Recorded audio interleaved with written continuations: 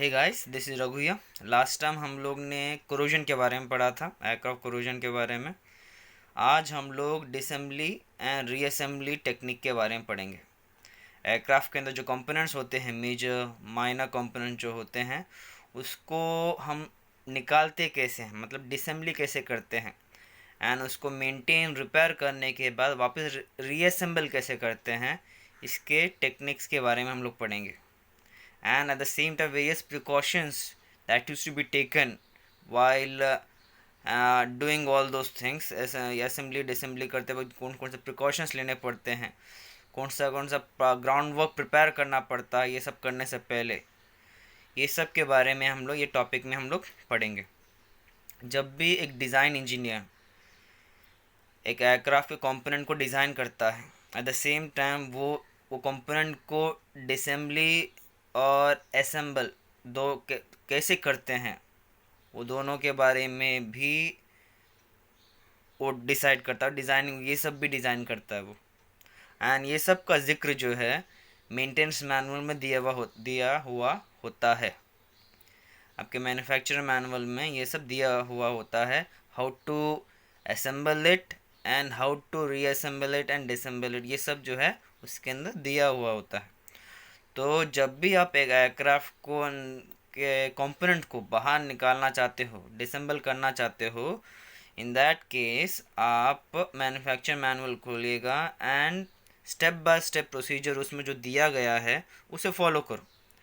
अगर manufacture manual में नहीं है, प्रोसीजर नहीं है, इन that case you can contact the manufacturer and procedure उनसे पता कीजिए एंड आप प्रोसीड कीजिए अपना काम के साथ। अगर आप दोनों में से कोई ना कोई स्टेप के अंदर आपको मिल ही जाएगा, मैन्युफैक्चर तो 100% मिल जाएगा, मैन्युफैक्चरर से 100% मिल जाएगा। खुद का दिमाग मत यूज़ करो, don't generate your own technique. इसकी वजह से एयरक्राफ्ट जो है डैमेज होने का चांस है।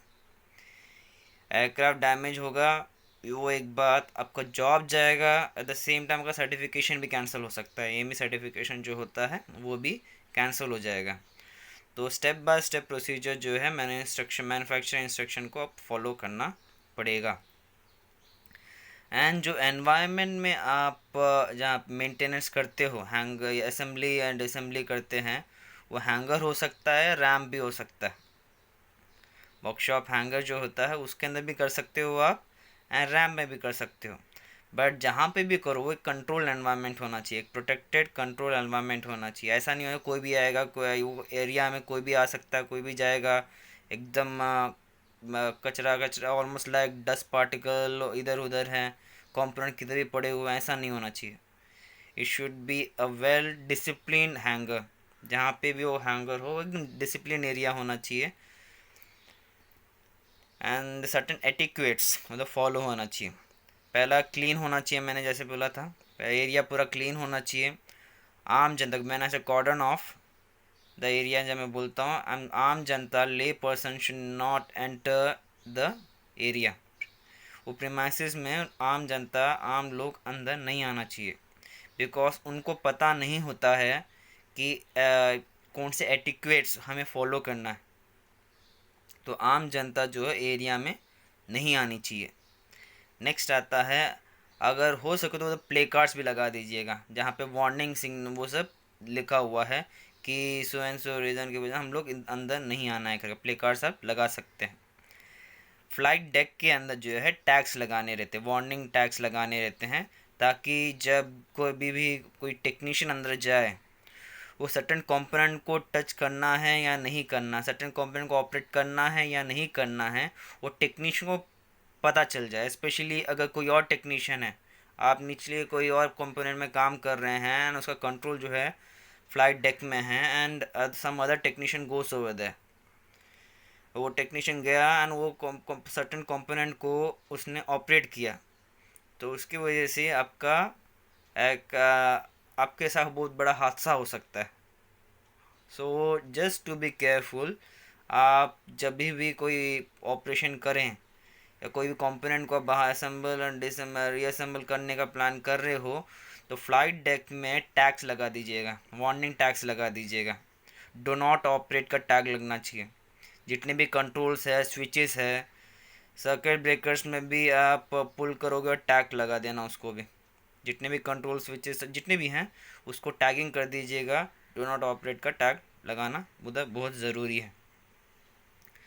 एंड नेक्स्ट आता है आप स्टार्ट कैसे करोगे। जब भी आप स्टार्ट करें असेंबली, पहली बार डिसेंबली करने का हम लोग प्रोसीजर बात करते हैं। बिफोर बिगिनिंग आप जितने भी टूल्स जो होते हैं, tools, parts and servicing fluid जो है आपके पास होना चाहिए। जितने भी टूल्स हैं, पार्टिंग, सर्विसिंग फ्लूइड जो हैं वो सब आपके पास अवेलेबल होने चाहिए। जितनी भी टूल्स जो हैं आप देर आर मेंटेनेंस मैनुअल, जो लिस्ट ऑफ टूल्स आपको जो ज़रूरत होती है वो सब जो है आपके पास लिखा हुआ रहेगा। वो मेंटेनेंस मैनुअल पूरा लिस्ट लिखा हुआ है। एंड उसमें से कुछ टूल जो आप हैंड टेक्नीशियन हैंड टूल्स के किट के अंदर मिल जाएगा आपको। एंड कुछ जहाँ पे जो कुछ स्पेशल, जो कुछ अलग से टूल जो रहते हैं वो स्पेशल टूल्स के कैटेगरी में आते हैं। वो स्पेसिफिक कंपोनेंट के लिए बनाए गए हैं। वो स्पेशल टूल्स को भी आप यूज़ करना पड़ेगा। दोनों टूल्स आपके पास होना चाहिए। टेक्नीशियन हैंड टूल किट्स तो आपके पास होता ही है, स्पेशल टूल्स भी आपके पास अवेलेबल होना चाहिए जो मेंटेनेंस मैनुअल में लिस्टेड है। At the same time support structure आपके पास अवेलेबल होना चाहिए। एक्सेस स्टैंड, जो जहाँ पे आप चढ़ के आप फॉर एयरक्राफ्ट तो बड़ा होता है, स्पेशल हैवी एयरक्राफ्ट्स जो होते हैं they are very big. In that case आपको you need to have a stand जहाँ जिसे आप चढ़ के आप सर्टेन कंपोनेंट तक पहुँच सकते हो। तो you need to have access stands. Even attach fitting जो है, टेम्प्रेरी फिटिंग्स होते हैं, वो भी आपके पास अवेलेबल होना चाहिए। सेफ्टी लॉक्स आपके पास अवेलेबल होना चाहिए। ये सब आपके पास अवेलेबल होना चाहिए जब भी आपको एक कंपोनेंट के पास उसे डिसेंबल करने के लिए जाते हो। तो आपके पास न्यूमेटिक इलेक्ट्रिक पावर सप्लाई जो है आपके पास अवेलेबल होना चाहिए। एक्सटेंड एरिया तक अवेलेबल होना चाहिए आपके पास। नेक्स्ट आता है आप करेक्ट टूल्स करेक्ट जगह में यूज़ करना। ये आपको थोड़ा सा ध्यान देना। ये you need to be very conscious about it. आप कॉन्शियसली सर्टन टूल सर्टन जगह में यूज़ करोगे, ये याद रखना।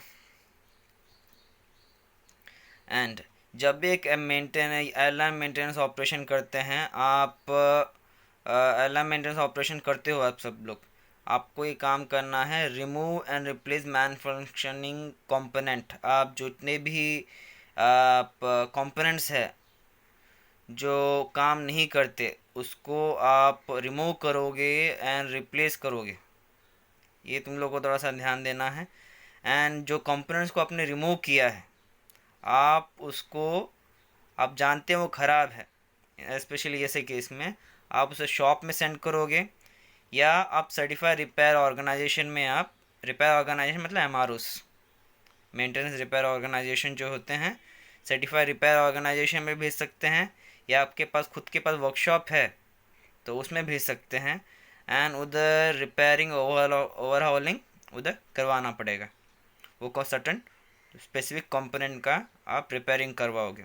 और कंपोनेंट को सबसे पहले क्या किया जाएगा, रिमूव किया जाएगा, उसको रिप्लेस भी कर सकते हैं आप एंड नए कंपोनेंट के साथ। एंड जो रिमूव्ड कंपोनेंट है उसको शॉप में भेजोगे या सर्टिफाइड रिपेयर ऑर्गेनाइजेशन यानी एमआरओस में भेजोगे एंड उधर जो रिपेयरिंग एंड ओवरहॉलिंग होगा। मेजर मेंटेनेंस चेकअप्स के केस में बहुत लार्ज अमाउंट ऑफ कंपोनेंट्स को निकालना पड़ सकता है। मेजर चेकअप हो रहा है, मेजर मेंटेनेंस चेक्स होते हैं। In this case I am only check करने के बावजूद हमें बहुत से कंपोनेंट्स को निकालना पड़ सकता है। वाई? बिकॉज हमें कुछ एरिया जो है इनएक्सेसिबल होते हैं, कंपोनेंट बीच में आता है, तो इसलिए हमें सर्टेन कंपोनेंट्स को डिसेंबल करना पड़ता है। तो ये सब जो है तभी हम लोग कंपोनेंट्स को रिमूव करना पड़ सकता है। एंड पार्ट्स एंड पैनल जो रिमूव हुए हैं उसको आप लेबल करोगे और सही जगह में, सेफ जगह में स्टोर भी करोगे। एंड कंपोनेंट्स को जब एक बार जो हम स्टोर किया है, स्टोर करते वक्त आपको कुछ जहाँ पे आपको पता चला कि वो अनएयरवर्दी है तो उसके हिसाब से उसको लेबल भी करना है।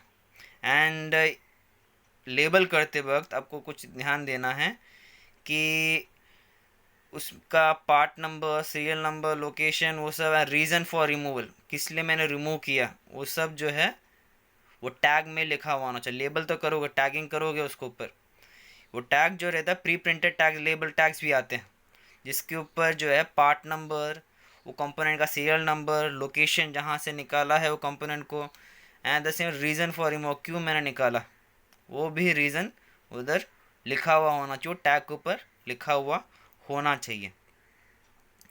नेक्स्ट आता है, जब भी आप डिसेंबल करें आपको बहुत सारे स्क्रूज, बोल्ट्स, नट्स, वॉशर्स, शिम्स जो है आपको मिलेंगे, and they should be clearly identified. छोटे छोटे कंपोनेंट्स होते हैं, एंड इस केस में ये कंपोनेंट्स बहुत छोटे कंपोनेंट्स होते हैं, इसलिए सर्टन बोल्ट जो है सर्टन स्पेसिफिक होल के लिए, स्क्रूज बोल्ट जो है सर्टन स्पेसिफिक होल के अंदर इंसर्ट करना पड़ता है। जो आपने होल क्रिएट किया होगा, मैन्युफैक्चरिंग क्रिएट किया, उधर ही वो स्क्रू वापस जाएगा। जो नट जहाँ पे यूज़ किया वही नट वही जगह पे जाएगा। It should be somewhat like this. तो इसलिए मैं जब भी हम लोग यूज़ करें तो आप वो कंपोनेंट का पार्ट नंबर, कौन से लोकेशन से निकाला गया है, करेक्ट लोकेशन जहाँ से आपने वो पर्टिकुलर कंपोनेंट निकाला है, सर्टन होल नंबर है, अपने थर्ड होल से आपने निकाला होगा, वो थर्ड होल में ही वापस जाना चाहिए। तो correct location of the nut, screws and bolts, वो सब भी रिकॉर्डेड होना चाहिए। कौन से एयरक्राफ्ट से निकाला है वो भी रिकॉर्ड में जाना चाहिए, क्योंकि हो सकता है कि हैंगर में एक से ज़्यादा एयरक्राफ्ट हो, हैंगर में एक से ज़्यादा एयरक्राफ्ट होने की वजह से आपको प्रॉब्लम हो सकता है। तो वह कौन से एयरक्राफ्ट से निकाला है वो भी स्पेसिफाइड होना चाहिए आपके टैग में, आपके टैग में ये सब स्पेसिफाइड होना चाहिए। नेक्स्ट आता है, आप अगर आपका कंपोनेंट बड़ा है, मेजर कंपोनेंट है, इन दैट केस आप एक काम कर सकते हैं, जो भी अपने जो फिटिंग्स, अपने नट्स, श्रिम्स जो अपने असेंबल ये निकाले हैं, उसको आप सर्टेन छोटे से बैग में आप वो सारे कंपोनेंट्स को रख सकते हैं, एंड आप लेबल के साथ, आइडेंटिफिकेशन लेबल के साथ आप मेजर कंपोनेंट के साथ ही अटैच कर सकते हैं, उसको एक के साथ टाई कर सकते हैं। ये एक तरीका है जिससे आप वो कंपोनेंट आसानी से भी मिलेगा। जो कंपोनेंट्स वो जो आपने जो फिटिंग्स निकाले हैं वही कंपोनेंट के नज़दीक में आप एक बैग लोगे, एंड वो कंपोनेंट के साथ ही बांध देना वो बैग को। ये एक तरीका है जिससे आप कंपोनेंट जो है, जितनी भी आपके जो पुर्जे हैं, दैट इज़ फिटिंग्स जो हैं, वो फास्टनेस जो है वो आप लूज़ नहीं करोगे। ये एक तरीका है। नेक्स्ट आता है, अगर आप फास्टनर जो है विंडस्क्रीन से निकाल रहे हैं तो आप एक क्या कर सकते हैं, लोकली मेड होल्डिंग जिग्स बना सकते हैं, एंड होल्डिंग जिग्स के अंदर जो है जितने भी अपने विंडस्क्रीन से निकाले हैं वो होल्डिंग जिग्स के ऊपर प्लेस कर सकते हैं, एंड उसमें जो उसके अंदर आप फर्स्ट, सेकेंड एंड थर्ड जो है जितने मार्किंग करके आप यूज़ कर सकते हैं, होल्डिंग जिग्स आप यूज़ कर सकते हैं फास्टनेस को टेम्परेली प्लेस करने के लिए। नेक्स्ट आता है, आप तुम लोग को इतना याद रखना है कि जितने भी स्क्रूस आपने निकाले हैं जब आप रीइंस्टॉल करें तो सेम जगह में वापस जाना चाहिए, सेम जगह में वापस जाना चाहिए। एंड ये जो आइडेंटिफिकेशन टैग जो है कब तक रहेगा, जब तक आप वापस रीइंस्टॉल नहीं करते। Here comes the